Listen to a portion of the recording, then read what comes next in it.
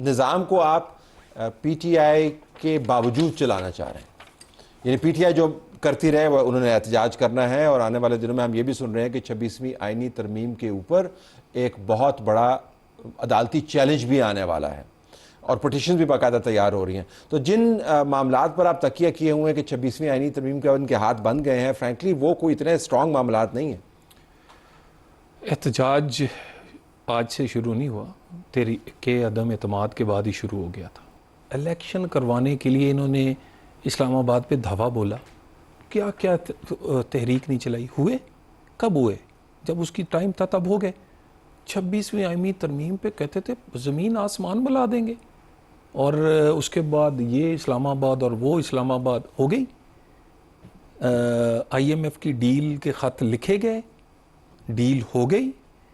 26वीं तरमीम हुई, IMF की डील हुई, SCO की कॉन्फ्रेंस हुई।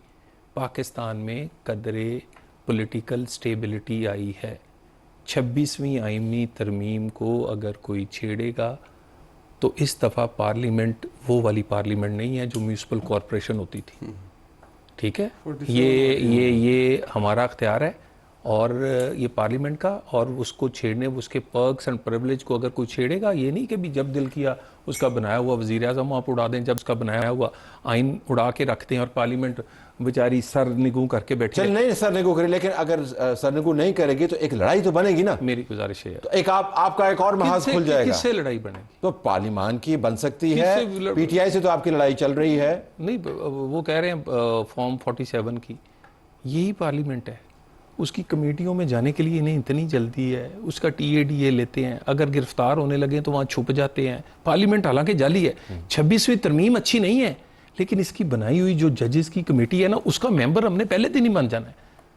सर गुजारिश है, इनके कॉलो फेल में बड़े तजाद है। अच्छा शाह साहब, अगर मैं आपसे पूछ पाऊँ कि ये वाक़तन दैट्स अनदर इशू कि आप निज़ाम के ख़िलाफ़ भी हैं, उस निज़ाम को आप पलटाना भी चाहते हैं और आपकी पार्टी का हक है वो अपना पॉइंट ऑफ व्यू रखे, लेकिन उसी निज़ाम के अंदर भी आप सवारी भी कर रहे हैं, उसी निज़ाम का हिस्सा भी है, सवारी नहीं मुझे कहना चाहिए।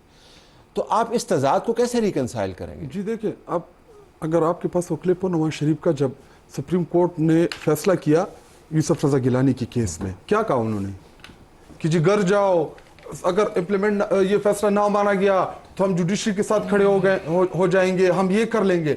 जब इनके हक में फैसला आता है तो मिठाइयाँ खाते हैं, जब इनके खिलाफ फैसला आता है तो रोना धोना इनका शुरू हो जाता है। तो आप इनकी मिसाल फॉलो कर रहे हैं? मुझे कंप्लीट करने दें। नंबर 2, ये कितने डिटाई और कितने उसके साथ बोला कि जी इलेक्शन हुआ, हालांकि आईन में लिखा था कि 90 दिन में इंतखाबात होंगे। अगर असेंबली डिसॉल्व होती है तो 90 डेज में सुप्रीम कोर्ट का फैसला आया था कि 90 दिन में इंतखाबात कराए। लेकिन उन्होंने ये भी कहा था कि थोड़ी सी डिविएशन का उन्होंने बीच में लफ्ज़ इस्तेमाल किया था, थोड़ी सी डिविएशन आप कर सकते हैं, जो लिखा हुआ था बीच में। जी देखिए, मैं उस पर मैं बहस की तरफ नहीं जाना, लेकिन क्लियर कट आईन में था कि 90 दिन में आपने इंतखाबात कराने।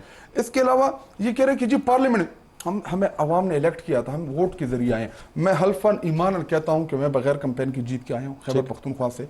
मैंने कोई जलसा नहीं किया। हाँ, 1-2 दफा मुझे वर्कर निकाल के ले आए थे, लेकिन जो हालात थे, जिस तरीके से जो फस्तैयत का हम मुकाबला कर रहे थे, आप सोच भी नहीं सकते। ये हलफ ले लें कि ये फॉर्म 47 के जरिए नहीं आए। ये पार्लियामेंट जिसके पास ना अवाम का मैंडेट है, ना अवाम की ताकत है, ना पाकिस्तानी कौम के वोट के जरिए आए हैं, और ये हमें भाषण दे रहे हैं कि जी कमेटीज में पार्लियामेंट में हमें क्या है, शायद सर के आसानी कर दूं। आप लेके नहीं आए, हमें अवाम ने भेजा।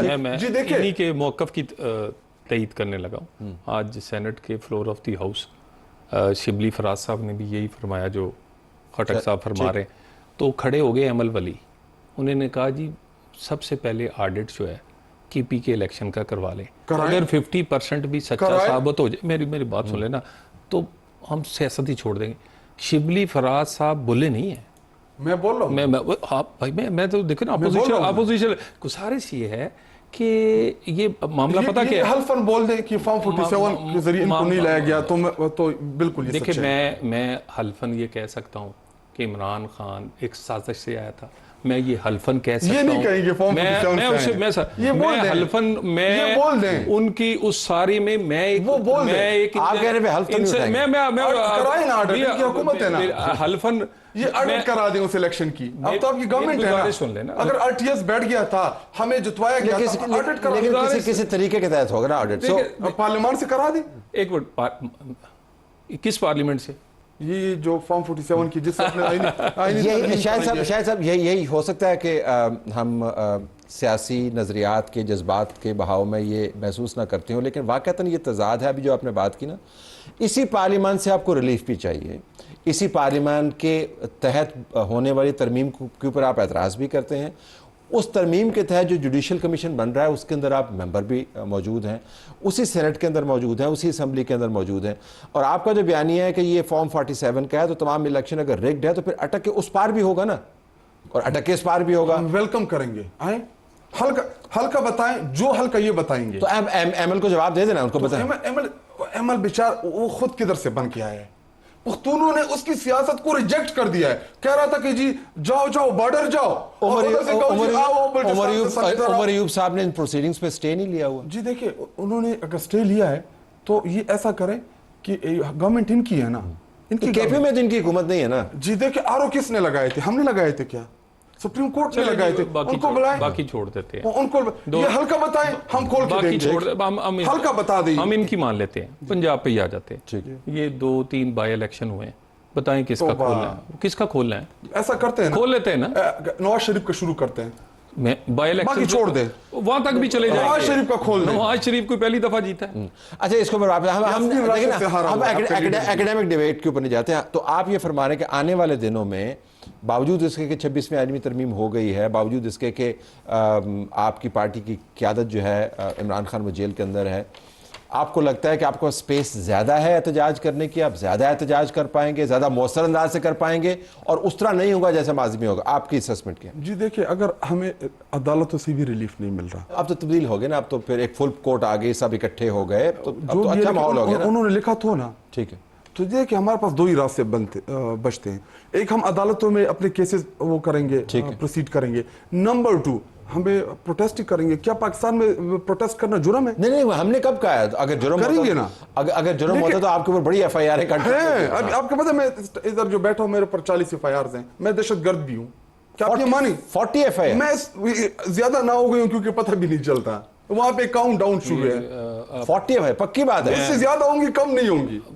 किस वक्त से आपके साथ, उस वक्त बुरे वक्तों में भी हम टॉक शोज हुए, कभी आपने मुझे देखा हो मेरे किसी साथी को, मेरे पे इतनी, मेरे पे 100 से ज़्यादा है, मेरे पे 780 के मुकदमे हैं तकरीर करने पे, ठीक है? नहीं, कभी आपने मुझे कोई, मैं नाहिल हुआ हूँ, मैं मिडिल क्लास का आदमी हूँ एक, ठीक है? आप मुझे बड़ी अच्छी तरह 5 साल 6 साल कहते हैं, 5 साल के लिए, उसके बाद ये देखिए इतना दियां गल्लां च रोईदा नहीं हुंदा।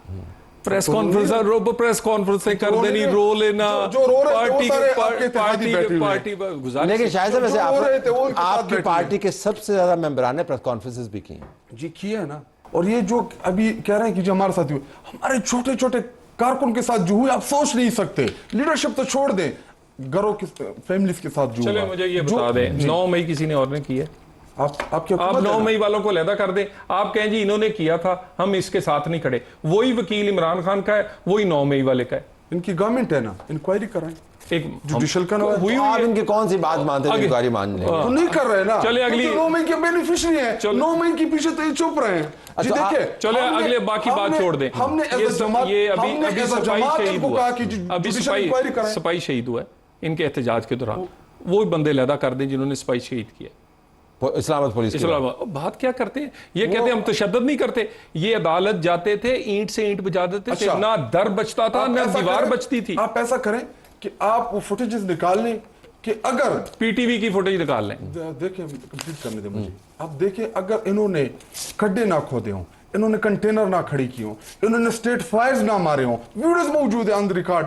देखिए ये उधर से खुद आप कहें पुलिस वाले, पुलिस वाले को, अगर मैं आपसे पूछूं तो आप कहें कि हमने इस्लामाबाद पे कब्जा करना है, तो आपने रास्ते खोल, आपके चीफ मिनिस्टर ने कहा, किधर कहा उन्होंने? बिल्कुल उन्होंने कहा इस्लामाबाद के ऊपर मैं कब्जा करूंगा, लाहौर के ऊपर मैं कब्जा करूंगा, मैं खुद छुड़ा के ले जाऊंगा, जेल तोड़ दूंगा, जेल। हाँ, ये स्टेटमेंट आप मुझे निकाले। उन्होंने कहा मैं खुद छुड़ा दूंगा, 15 दिन में इमरान को जेल से निकाल के रिहा कराऊंगा, ले जाऊंगा। रिहा तो जब वो रिहा होंगे तो नहीं लेके जाएंगे, क्या सड़क पे छोड़ देंगे? अच्छा चले, तो एहतजाज आपने करना है, एहतजाज का हमारा, और इस मर्तबा एतमाद के साथ करना है। जी देखिए, हमने आप ये मुझे नहीं समझ आ रही कि जो जमात पिछले 27-28 साल से पॉलिटिक्स में है, एक भी गमला हमारे, हम 126 दिन हमने धरना दिया था, हम इधर एक आप गमला साबित नहीं कर सकते तहरीक इंसाफ ने तोड़ा।